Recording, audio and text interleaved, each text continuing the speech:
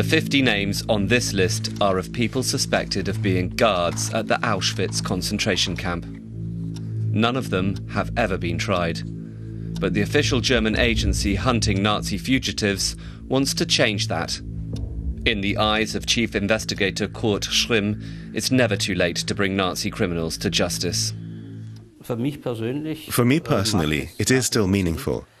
These people might be old, but they were involved in something that was unique in modern times, uniquely brutal, uniquely criminal. You can't tell the victims, the survivors, that we're not interested in this issue anymore, just because the men are old and these events happened 70 years ago.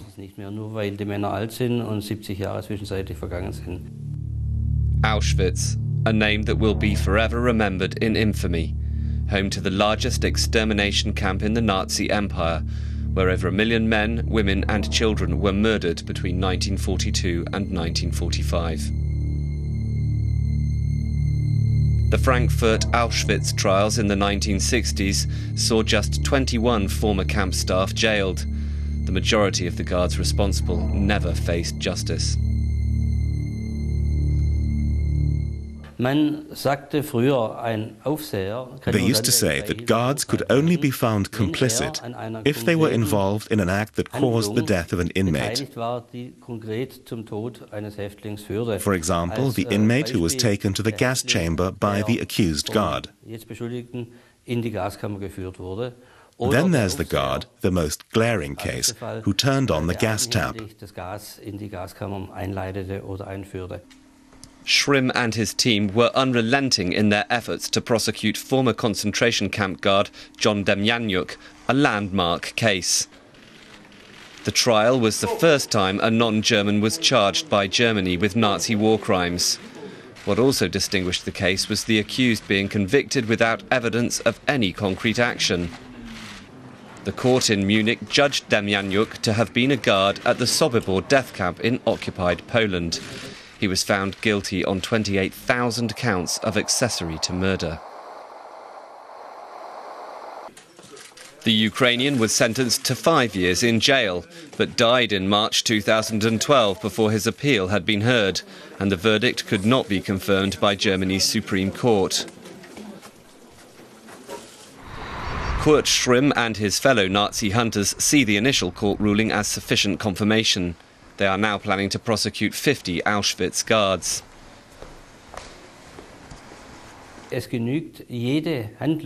Any action that supported this factory of death is enough.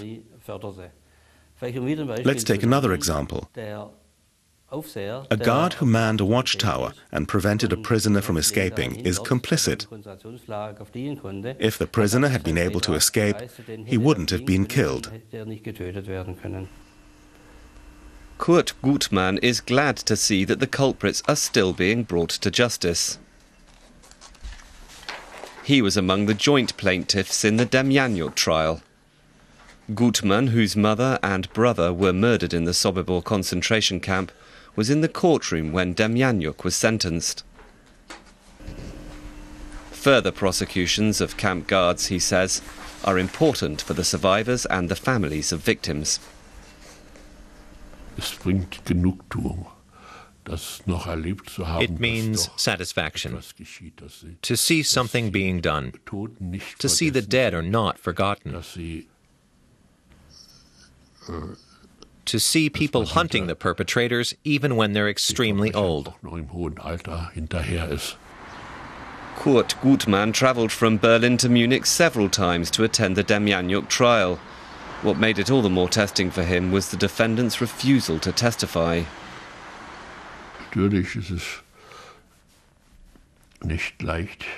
Of course, it isn't easy to see one of the people responsible for murdering my mother and brother.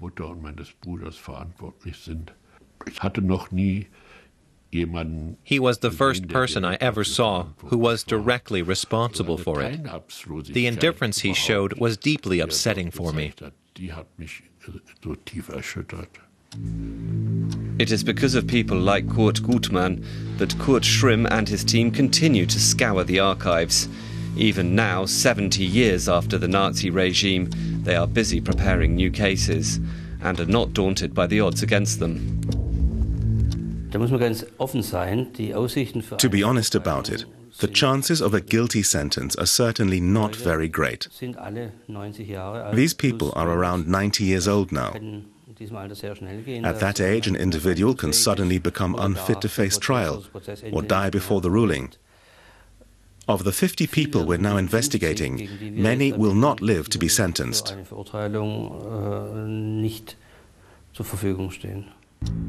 Kurt Schrimm will be forwarding the 50 names on this list to prosecutors. The charge is accessory to murder, a crime for which no statute of limitations applies, no matter how many decades later.